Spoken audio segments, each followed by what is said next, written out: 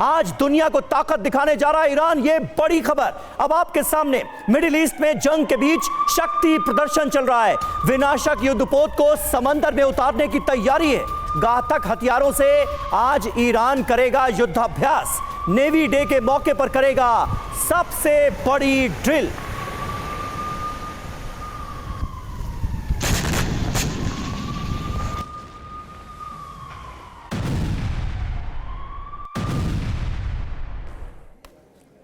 जी हां, तो ईरान की तैयारी है विध्वंसकारी। कैसे ईरान अपनी ताकत दिखा रहा है, क्या है ये पूरी खबर आपको बताने जा रहे हैं। बिग वॉल के आपको बताने जा रहे हैं ग्राफिक्स के माध्यम से क्या है ये पूरा मामला, और ईरान का नौसेना दिवस जो है इस मौके पर ताकत प्रदर्शन कैसे करने जा रहा है ये समझिए। लंबी दूरी की मिसाइलों का प्रदर्शन ईरान की तरफ से किया जा रहा है, अपनी शक्ति दिखाई जा रही है। एंटी शिप मिसाइलों से ये डेमोन्स्ट्रेशन किया जा रहा है, शक्ति दिखाई जा रही है। समंदर में सबसे बड़ा युद्धाभ्यास ईरान की तरफ से किया जा रहा है। जी हां, कुल मिलाकर ईरान का यह शक्ति प्रदर्शन है। डर क्या है? रूस के इशारे पर अमेरिका को चुनौती दे सकता है ईरान। यह सबसे बड़ा डर है। इजराइल के खिलाफ युद्ध के नए नए मोर्चे खोल सकता है और मौजूदा दौर में खोल रहा भी है। हमास को और हथियार देकर जंग को बड़ी कर सकता है ईरान, इसकी भी आशंका पुरजोर तरीके से जताई जा रही है।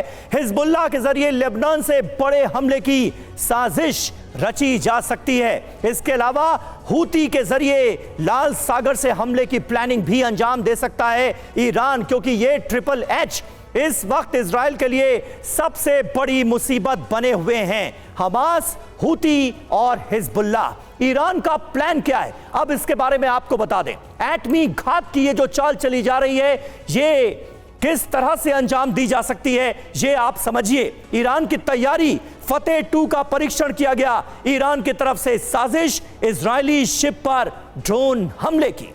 बिल्कुल, ईरान पर आरोप क्या है तो इजराइल के खिलाफ प्रॉक्सी वॉर में ईरान शामिल रहा है, और हमास की बात करें तो ईरान से मिले हथियारों से वो जंग लड़ रहा है, यानी कि हमास को एक तरीके से ईरान प्रॉक्सी की तरह इस्तेमाल कर रहा है इजराइल के खिलाफ। जी हां, ईरान के इशारे पर इजराइल पर किया गया हमला, इसके भी पूरे आसार हैं, क्योंकि हमास को फुल सपोर्ट नजर आता है ईरान का। इसके अलावा और किसको सपोर्ट है? हूती विद्रोहियों को सपोर्ट है और हिजबुल्लाह को पूरा सपोर्ट है। ईरानी इशारे पर शिप अगवा करने का आरोप लगा है हूती विद्रोहियों पर, और हिजबुल्लाह तो लगातार लेबनान की जमीन का इस्तेमाल कर ही रहा है इजराइल पर हमले के लिए, और उसके पीछे भी ईरान के उकसावे को बड़ी वजह माना जा रहा है। बिल्कुल, और देखिए ईरानी इशारे पर शिप को अगवा करने का आरोप है, लेकिन हिजबुल्लाह की बात करें तो ईरान से हथियार मिलने का दावा हिजबुल्लाह करता रहा है कि हिजबुल्लाह को एम्युनिशंस मिलते रहे ईरान की तरफ से, और यही वजह है कि हिजबुल्लाह की ताकत बढ़ी है। और साथ ही समीर, हिजबुल्लाह ने एक नया फ्रंट भी खोला इजराइल के खिलाफ, जो अभी भी ओपन है।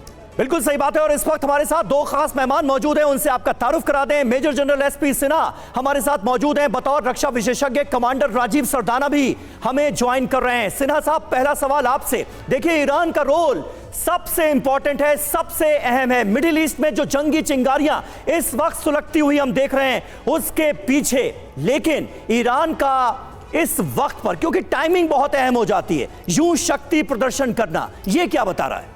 ये जो शिप्स का अपना ये ट्रायल कर रहा है, मिसाइल सिस्टम का ट्रायल कर रहा है, ये डिस्प्ले ऑफ इंटेंट है, अपने इच्छा का प्रदर्शन कर रहा है जी, कि हम युद्ध के लिए पूर्ण रूप से तैयार हैं और हमारे पास ये शक्ति है।